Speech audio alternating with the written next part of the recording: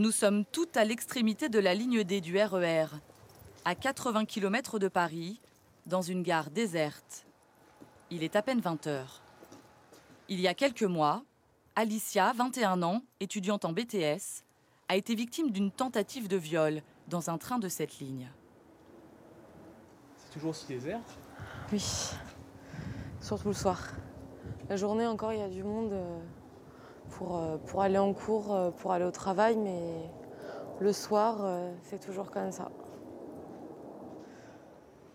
À quelques stations du terminus, Alicia monte dans des trains fantômes, déjà vidés de leurs passagers. Le soir de son agression, la jeune fille s'installe comme à son habitude dans un wagon qu'elle croit vide, jusqu'à ce qu'un jeune homme s'assoie en face d'elle. Il commençait à se rapprocher, il me posait des questions, il m'a demandé l'heure, mon prénom. Il a voulu que je l'embrasse et comme j'ai pas voulu, au bout d'un moment, il est devenu plus insistant et il est devenu plus tactile. Et en fait, quand je l'ai repoussé, c'est là qu'il s'est déshabillé et qu'il m'a vraiment sauté dessus. En fait, j'ai essayé de partir, mais il m'a repoussé sur mon siège.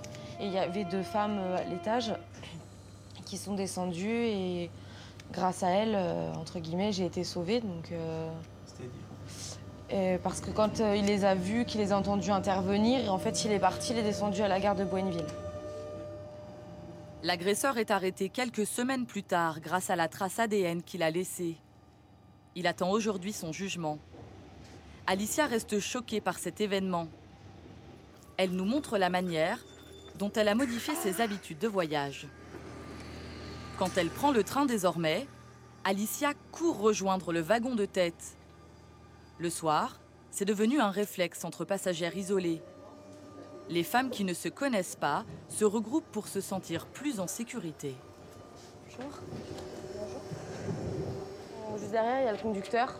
Pareil, des personnes qui travaillent à la gare de Malesherbes m'ont dit de toujours monter en tête de train parce que si jamais on était agressé ou juste un peu embêté par des personnes, on pouvait demander à la limite au chauffeur de lui expliquer notre problème et de pouvoir monter avec lui dans sa cabine. Certaines voyageuses ont même décidé de s'armer. Moi, de toute façon, j'ai une matraque dans mon sac. Si jamais je me fais agresser, je m'en servirai. Qu'est-ce que c'est?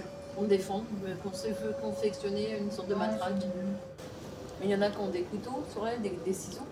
Moi, je connais des femmes qui sont armées quand elles rentrent chez elles dans leur maison. Alicia, qui doit son salut à l'intervention de 2 voyageuses, connaît mieux que quiconque l'importance de cette solidarité spontanée entre tous ceux qui prennent le RER jusqu'au bout de la ligne.